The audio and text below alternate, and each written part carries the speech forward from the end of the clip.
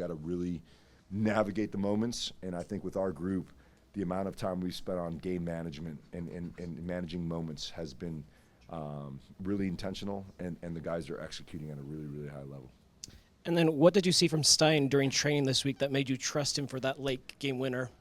Well, I think, again, it's always a tough thing when bringing players into a group that's on a good run. Obviously, we brought Stein here because he's got some amazing qualities to help our group, and we definitely want to give him minutes. But it's really hard when the team's playing and they're in a good run of form.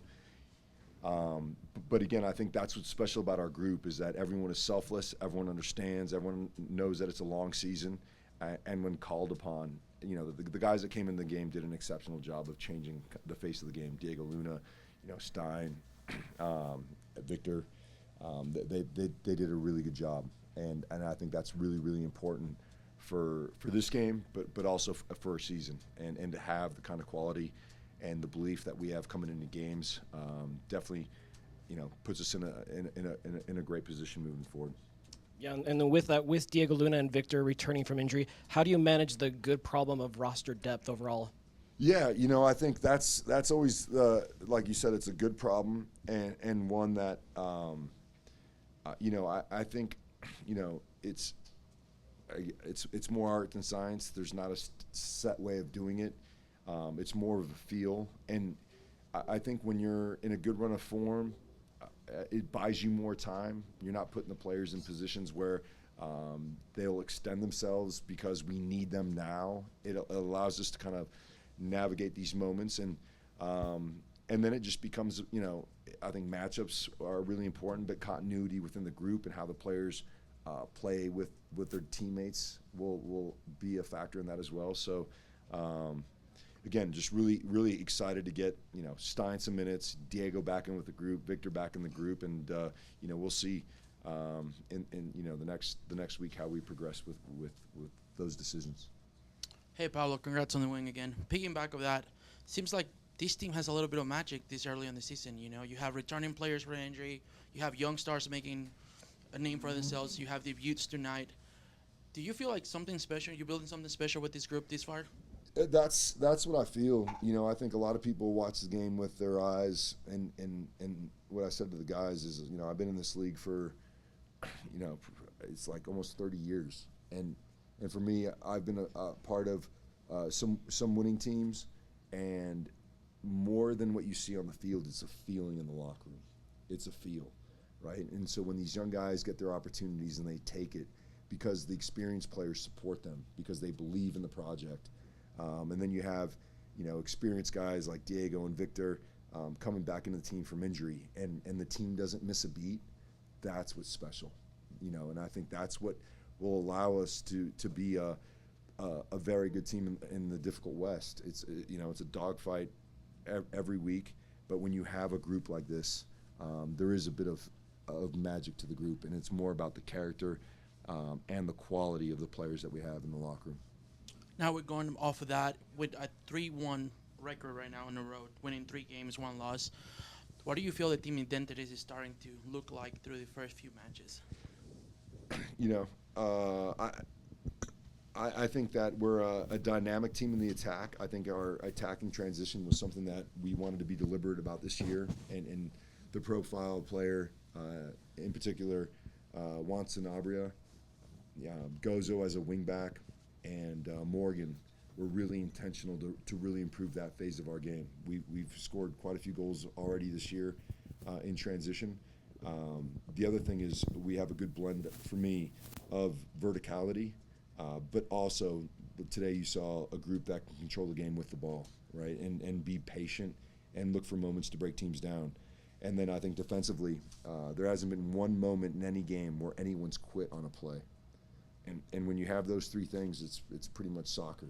I mean, those are the 3 phases you have to be elite at. And you can talk about defending transition, which is what I'm saying is, guys, whether you're the 9 or the 10s, you get back and defend as a group and make it really difficult for teams. So when you have all those phases, the commitment in those phases, you become a pretty good team. So stats will lose to the human spirit every day. That's something you've said in the past, and How have you been the shepherd to find your players' human spirit or inner man? Yeah, no, I think, again, I think this was a collective effort with front office and identifying areas that we wanted to improve upon on the field. But I think the biggest thing that everyone championed in the offseason was we want character people in the building. And when you have character people that are, and we're not talking about soccer here, we're not talking about the technique and the tactical understanding and good 1v1, we're not talking about any of that. And we were able to, and this is what makes me the most excited, is really just nail character and quality. And when you have that, you will overcome the stats. In moments where, and maybe in Atlanta we didn't win the stat game, but we won the soccer game because we have character people in the building. Hey, Pablo. Maddie. Congratulations on the win. Thanks, man. Can you tell us what you saw on their goal, another free kick goal? Yeah, again, I think this, just going into this game, Austin are a really good set-piece team.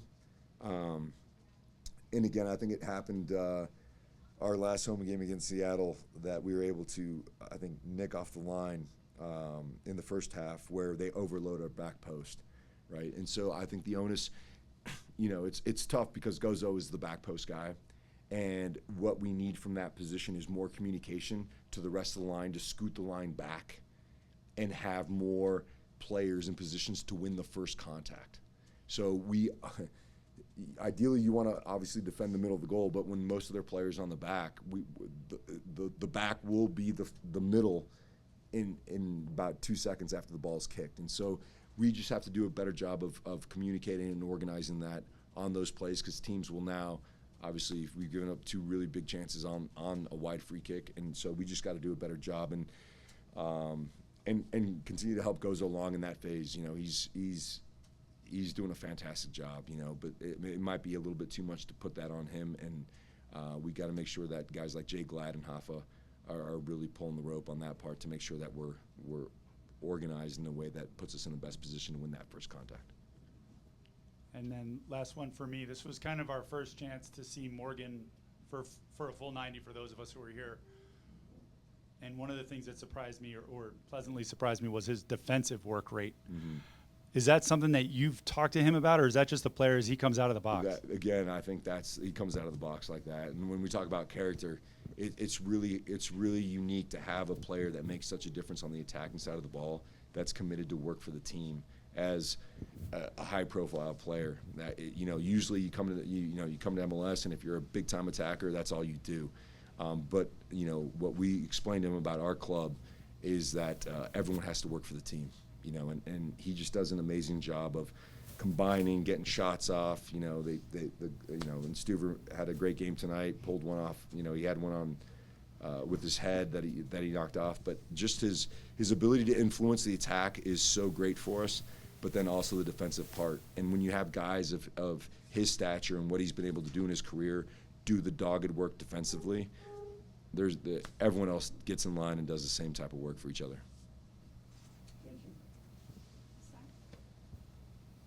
DJ?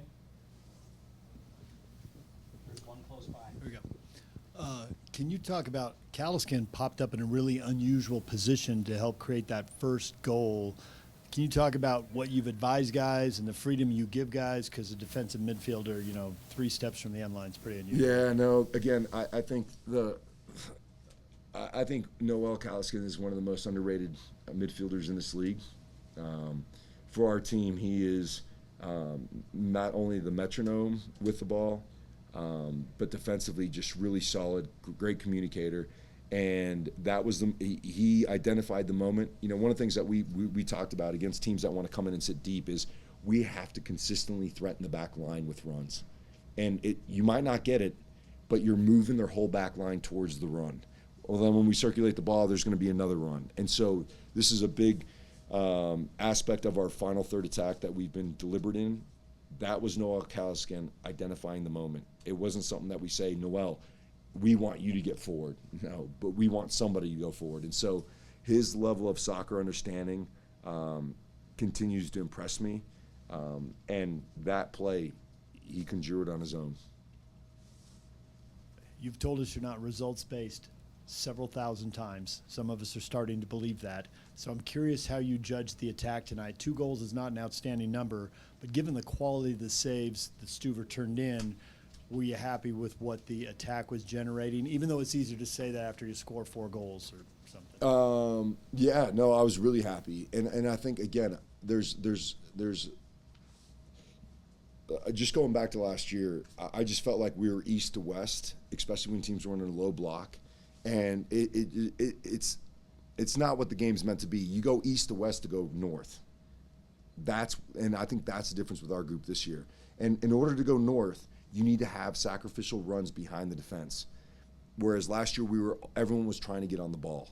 And so then and the games against Minnesota last year stand out where it was easy for them. But now we have selfless people. It goes back to the character shout. Guys that are willing to run for each other, whether it's Morgan, whether it's Diego Luna, whether it's Sanabria, whether it's Gozo, whether it's Aiden, whether it's Sergi, whether it's Victor. These guys are all running for each other. And what it just does is it opens up high-quality chances. And unfortunately tonight we ran into a goalkeeper that was standing on his head. So I think, in the first 4 games, the last 3 in particular, we've created some really, really good opportunities, and we'll continue to build on that. And that's an area that decides the results, along with our shape behind the ball. And Jay Glad was exceptional tonight. He's been huge in every game. And I think the ball he played in to sign for the assist was case in point. He played simple. He defended really well, and has been a stalwart in the back line. You've had to play a lot of guys who most of us probably didn't have penciled in the starting 11, and you've talked about a lot of them. Could you talk about Philip Quinton and what you think he's done in these last 3 games where he's had to start them all and you've won them all, and it's a back 3 and he's on an island at times? Yeah, no, and he's done a really good job, and again, he's been tasked with really communicating with Gozo in a new position as well. So it's not just Philip Quinton playing his position, but really keeping a tight line and communicating to Gozo when he's going to release and when to hold him back. And so it hasn't been just as simple as Phil, go out there and do your job. He's been doing multiple jobs. And so this is reminiscent of 2024 when we got Phil from Columbus.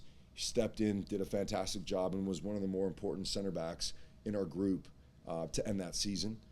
And obviously last year was a bit up and down.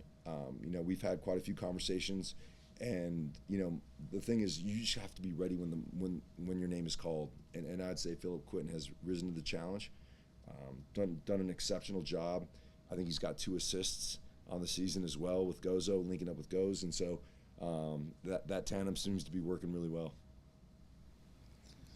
And then we got to see Diego and Victor take the field for the first time this season. Was there a cap to their limits that the training staff was giving them for going into this game? Yeah, I mean, there was, and if you ask Diego Luna, he'd probably be capped at like 75. And the truth is, Luna trained essentially 2 times last week after 3 or 4 weeks of not being in the group. But he's a gamer, right? And so 2 things. One, this is a really, really important year for Diego and for us, and we want to make sure we bring him along in a way we're not throwing him out and straining his ability to open up, right? So, he was limited on Tuesday. He trained full Wednesday. Thursday's light. Friday's lighter than light. And so he really had 1 training day this week. And so I think, moving forward, we'll see how he does. But both of those guys were kind of capped at like 20 minutes, and again, I think from a physical perspective, they did a really good job. And the fact that we were able to win the game, they came in and debuted for the season, and didn't get hurt was really high level from our performance staff and coaching staff. And then seeing them take the field with Morgan Gilvogi and with Gozo and with Sanabria for the first time, seeing that matchup, what stood out to you from your perspective as head coach in their performance tonight? Yeah, well, I think Victor's a handful up front, and he's always threatening the back line, and I think when you have that, I think Sergi played a really good game as well. But now when they see Victor coming in, if I was them, I'd be really nervous. And then you bring in Diego Luna, who is exceptional between the lines, and his combination play is great with Morgan. And so the last time we saw that group was our last preseason game against LA Galaxy, and I was giddy after that game because it is vertical, it is powerful, it is quality, combination play. I mean, you get a little bit of everything with that front five. So again, these are early days for those two guys, but I think once the group gets settled in, we're not only going to have a really, really powerful attack, but we also have guys that can come in where the level won't drop, which is something we haven't had in a long time. And then with a very deep roster, as we've talked about a lot, is there anybody in particular who's given you a bit of a selection headache? I'd say all of them, all of them, and that's why I keep going back to the character piece, because if this is about you, then it becomes more difficult for us. But everyone understands, like, if you're playing well, you'll keep playing, and if I have to make some decisions, I know that the guys who were playing that maybe aren't starting will come in and do great for the team. And so, like I said earlier, this is the most selfless group with the most quality that I've been a part of. Thank you. Okay, let's go to Trevor and wrap it up. Hey, Pablo, just one question for you. We're 4 games in. It's still early, but we haven't had a clean sheet yet this season. But with 3 wins, is that how high on the priority list, I guess, is it clean up the defense on this team? Yeah, again, I think you go back to the Seattle game, and that was a set piece. Tonight was a set piece. I think in the run of play, we've actually been pretty solid. The Atlanta game, obviously, the 2 goals that we conceded there were in the run of play. So I think here's the good thing is that one phase of the game is really, really good, and that's our attack and finding ways to score goals. There's always going to be something to work on. It's never going to be perfect, and that's why we spend so much time with managing games, right? So Vancouver, we were down, we went man-to-man, created a couple opportunities at the end. These other games, the last 2 games, we had leads, and we had to learn as a team to manage them because it's not always going to be perfect, right? And so we got to control what we can. And I think in this game, we were down 1 and kept our foot on it, and then we went up 1, and the guys just saw the last 5 minutes out in a really, really good way. So when things aren't going to be as clean as far as shutouts or goal scoring, we've got to be elite at managing games depending on the game state. Thanks, Pablo. Good. Thanks, guys.